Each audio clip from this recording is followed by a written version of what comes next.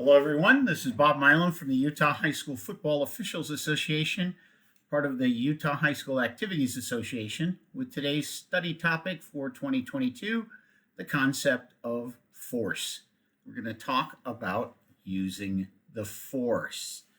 So it's an important rule that we need to get better at, and we need to be very good at, because every one of these calls is a big one. So let's talk about what the force is. And oh, wait a minute. I'm sure that we'd all like to use a Jedi mind trick on one or two people that we can think of, but no, we're not talking about that kind of force. Instead, we're going to talk about the rule found on page 28 and 29 of the rule book, Rule 213. So we're going to talk about the philosophy behind the force rule, the definition, the exceptions, the possible results of applying this rule correctly, and then review some film examples. We have 4 plays to review with HUDL. So let's get started. Force is explained and covered in all 3 major books. In the rule book, it's covered in Rule 2 and Rule 8, which is the scoring rule, pages 68 and 69, Rule 213, pages 28 and 29. It's also covered in the handbook in pages 66 and 67, and it's further covered in the casebook on pages 71 through 74, with 17 different plays devoted exclusively to explaining the concept of force. Now, bottom line, this is a big deal. Force is a big deal. Well, why is it that way? Why 17 different plays to talk about the force rule? Well, mainly because it always involves the goal line. So every time we employ the concept of the force, we're talking about a big play. So let's talk about it and let's get into it. What is force? Well, according to the books, force is simply energy exerted by a player, which provides movement to the ball, which causes it to go from the field of play into the end zone. This is from the handbook on page 56, where it defines the concept of what force is. So that's it in a nutshell. And it has nothing to do with how the ball leaves the end zone. So the only thing that force is concerned with was how the ball gets from the field of play into the end zone. An important concept to keep in mind as we go through these points. So let's look at the definition in Rule 213, Articles 1 through 4. First, Article 1, it defines force. So again, energy exerted by a player, providing movement to the ball. It only applies in connection with the goal line and only in one direction, from the field of play to the end zone. Now, the initial force can come from one of these 5 actions: a carry, somebody running with the ball, a fumble, a kick, a pass, either backward or forward, or a snap. So those are the only ways initial force can be generated. After a fumble, kick, or backward pass has been grounded, however, a new force might result from a bat, an illegal kick, or a muff. So once the ball is on the ground and loose, a player might be able, in certain situations, to add a new force to the ball, canceling the initial force. But very specific situations have to apply for this to occur. So let's look at Article 2. Responsibility for forcing the ball across a goal line simply belongs and is attributed to the player who creates the initial force, unless new force is applied. So again, a kick, backward pass, or fumble that is grounded can have a new force added to it. But otherwise, the force is supplied by the player who initially creates this movement on the ball. So if you think about a punter who's backed up in his own territory, punts the ball, and the ball is blocked by an onrushing lineman, and the ball goes behind him into his own end zone. This force is attributed to the player who kicked the ball, not the player who blocked the ball, because of Article 3. The muffing or batting of a pass, kick, or fumble in flight is not considered a new force. So even though the defensive player who blocked the kick was the last one to touch it before it crossed the goal line, the force belongs to the kicker in this case, because the kick was still in flight. Then finally, Article 4 said that force is not a factor on kicks going into R's end zone. So muffs of grounded kicks heading for R's end zone, doesn't matter. You can touch it all you want. The kick rolls into the end zone. Force is not a factor. It's always a touchback. And then finally, this one last point that's kind of tricky. Basically, what this says on fumbles that are declared dead in the end zone of the opponent, of the player who passed or fumbled, if nobody's in possession, then force does not apply and the ball belongs to the team who last possessed it. This is very, very rare to see this. Hardly ever happens, and we're just not going to cover it much today at all. So remember those first points, though, about what the rule says about force and when force is not a factor. So what happens when force comes into play? Well, there's 5 possible results after force moving a ball from the field of play across the goal line into the end zone happens. Here they are. First, we could have a touchdown. Second, we could have a touchback. We could have a safety. Or the momentum exception might apply, and we're going to talk about that in some detail. And then finally, the live ball might return to the field of play. So let's look at all 5 of these possible results. The first one, a touchdown. This is easy. If possession of a live ball in the opponent's end zone always results in a touchdown. This is covered in the rules mentioned. It's very simple. Runner runs the ball across the goal line. It's in possession in his opponent's end zone. It's a touchdown. A receiver catches a forward pass in the end zone. It's a touchdown. Simple. Very easy. Second, touchback. This is Rule 853, found on page 69 of the rule book, and it deals with how touchbacks occur. They can occur in 3 instances. The first one is after a scrimmage kick or a free kick. So a touchback can occur if a free kick or scrimmage kick that is not a scoring attempt, in other words, like a kickoff or a punt, nor a grounded field goal attempt, breaks the plane of R's goal line. That's all that has to happen for it to be a touchback. Now, it's always going to be a touchback unless R chooses the spot of first touching. So, for example, a punt is touched on the 25-yard line by the kicking team and then continues to roll into the end zone. R may choose the spot of first touching or the touchback.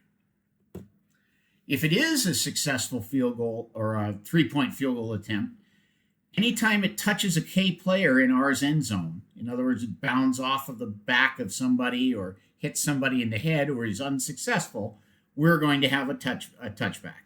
So those are 2 instances when a free kick or a scrimmage kick will result in a touchback. The third instance, if the ball becomes dead in K's end zone after R added a new force to a grounded kick.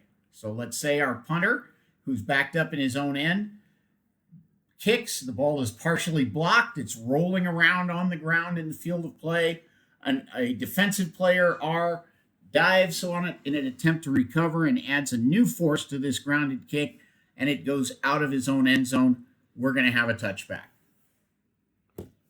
The second way is if Team A fumbles into Team B's end zone and the ball becomes dead there. So we will have a touchback. Team A fumbles into Team B's end zone. It's important to keep in mind, too, the terminology. Team B's end zone is the one they're defending. Team A's end zone is the one they're defending. You attack your opponent's end zone and you defend your own. So when Team A fumbles into Team B's end zone, they're attacking that end zone. But if they do that, the ball becomes dead there, we're going to have a touchback. And then finally, if a forward pass is intercepted in B's end zone and the ball becomes dead there, we will have a touchback. 3 different instances. Important to know all of these and the details associated with them. Now let's look at a safety. This is Rule 852, found on page 69 as well in the rule book. A safety occurs when a runner carries the ball across his own goal line and it becomes dead in his team's possession. Remember, across his own goal line. Now, there is an exception to this, which we will cover in a minute. But in cases where the runner voluntarily carries the ball across his own goal line and it becomes dead in his team's possession in the end zone, it is a safety. Or a player, either in his end zone or in the field of play, forces a loose ball across his goal line by kicking, passing, fumbling, snapping, or adds a new force to a grounded loose ball, and the ball either becomes dead in his team's possession or goes out of bounds behind the goal line, we will have a safety. So here we are. This is the instance that is covered by the punter who kicks the ball, and the ball is blocked and it rolls out of the back of the end zone. We will have a safety. Finally, if a player of the team in possession of the ball commits a foul where the enforcement spot is in the end zone, it will result in a safety. So if the quarterback retreats to pass into his own end zone and the left tackle commits holding while in the end zone, the enforcement spot for that foul would be behind the goal line. We will have a safety. So 3 instances when a safety results. Let's talk about the momentum exception. This is Rule 852A, the exception, also found on page 69 of the rule book.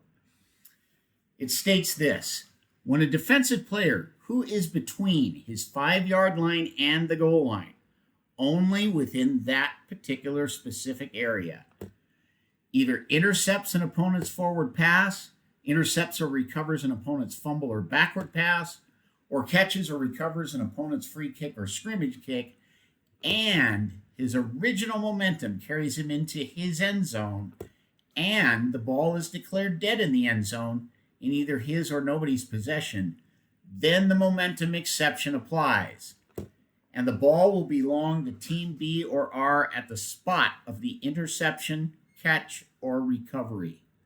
So again, the key thing to remember here is that we need a beanbag. And also, all 3 of these instances involve the interception or recovery of an opponent's forward pass, fumble, or backward pass, not a teammate's.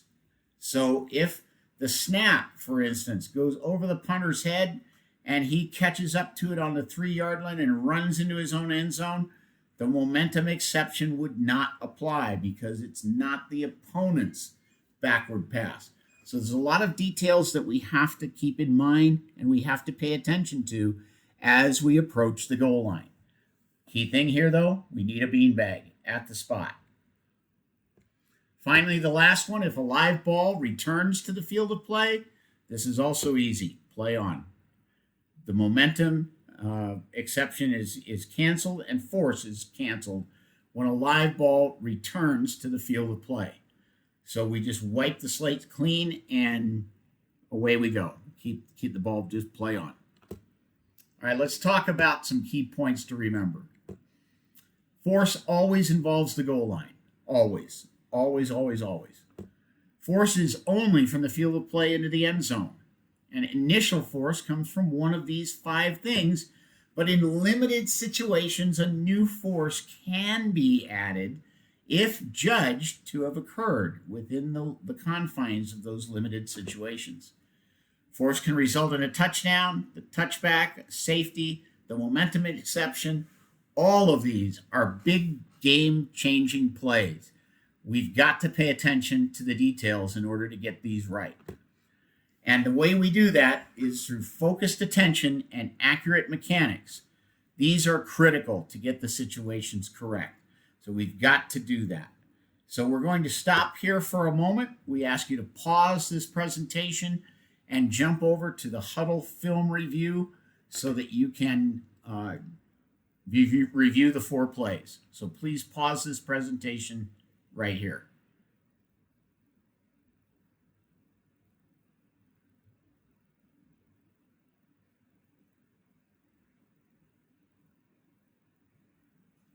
Okay, hopefully you have watched the 4 plays and have had a chance to discuss them. So we're just going to sum up now what we've talked about today. We need you to study the rules about force. Rule 2 and Rule 8, the handbook and the casebook, cover the force rule in detail. Read all 17 of those casebook plays. Every one of them covers a different aspect of the force rules. So spend some time reading those casebook plays. Learn the momentum exception. This is critical that you understand when this applies and who should apply it. Mostly it's going to be back judges, but it could be any number of us. So learn the momentum exception And finally, have faith in your mechanics. Trust your judgment and trust your processes. So have faith. All right, thank you. This concludes our presentation today. For any questions, please contact me. Thanks. Have a great season.